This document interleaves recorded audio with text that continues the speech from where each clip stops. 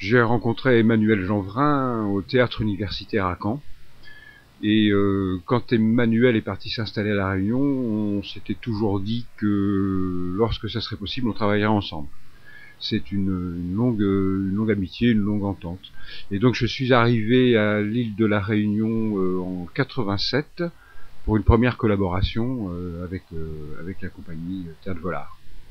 Et j'ai été surpris de voir un tas de gens, parce que déjà il y avait une mobilisation autour du théâtre du Grand Marché. Et donc ma première intervention pour le théâtre Volard, ça a été de construire un podium sur le Barachois. Puis je suis allé à La Réunion, elle a changé ma perception des choses, ma relation aux couleurs, ma relation aux gens. Comment est-ce que tout ça a influé mon travail. J'ai été très surpris justement à regarder un petit peu tout ce qui est gravure, dessin, etc. Il y a une profusion de choses, c'est extraordinaire. Et puis alors, il y a surtout un sentiment de liberté dans les costumes, dans les idées, c'est fantastique. Je crois que ça a été un moment où ils se sont tout permis. Et c'est la chose qui m'a moi le plus frappé. C'est-à-dire qu'à la rigueur, on peut traiter le bicentenaire de mille façons justement grâce à ça. C'est très étonnant. Même si les années 80 c'est pas si loin, on fonctionnait encore avec des actes, on avait des changements de décor qui étaient calés, on avait un décor par exemple pour une scène et puis on changeait complètement de décor pour l'autre scène. Ça, on a tout envoyé promener tout ça et sans contrainte d'espace, on était souvent dans des lieux alternatifs.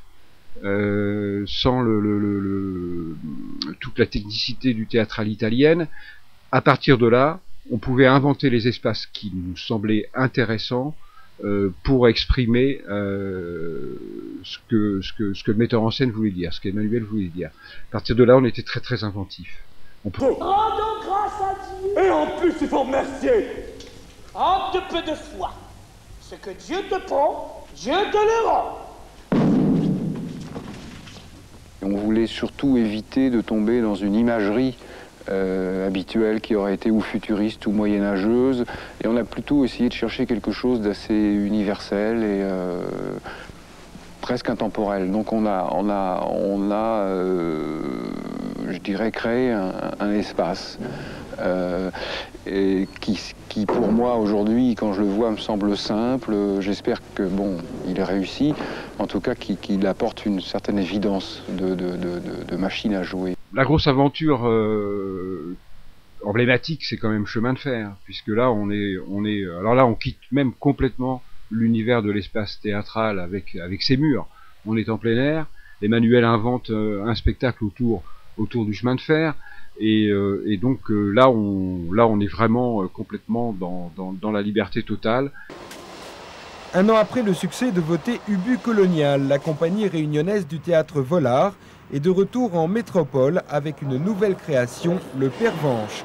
Installé dans un entrepôt désaffecté de l'ancienne gare de triage de Trappes, à quelques jours de la première, la compagnie est en train de construire les décors de cette grande fresque populaire, un train et une gare grandeur nature.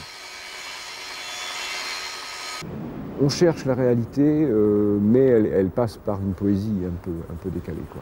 Mais c'est vrai qu'on est fidèle au chemin de fer, on recrée des wagons, il y a un petit postal, donc celui-ci c'est réellement une reproduction, bon, il y a ce côté-là.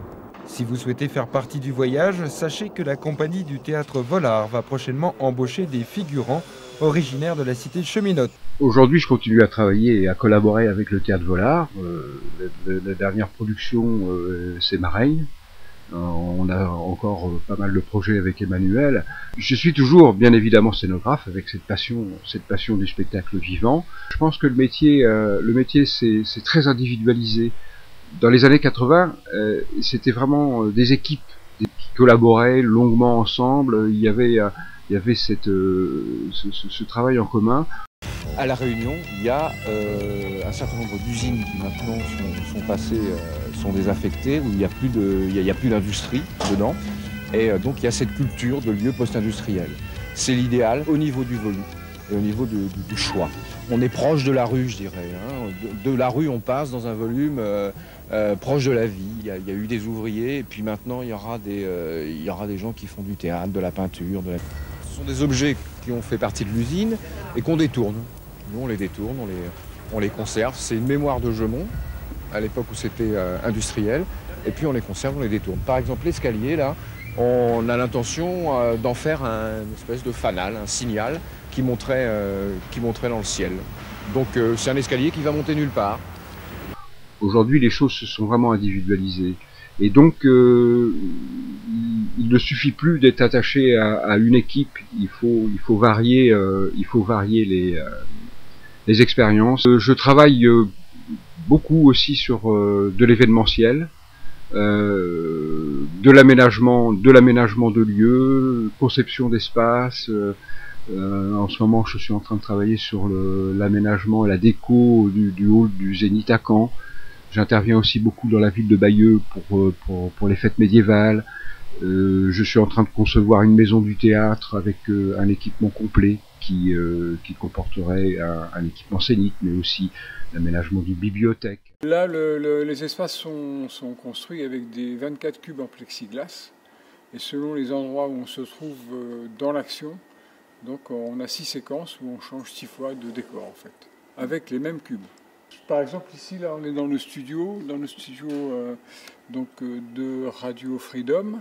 Et donc c'est assez construit, c'est structuré, etc. Mais si dans un autre moment on a besoin d'être ou dans une ravine ou un peu en montagne, là à ce moment-là on va plus construire un tas de cubes qui va évoquer symboliquement des rochers, et derrière on va avoir une image vidéo qui va correspondre.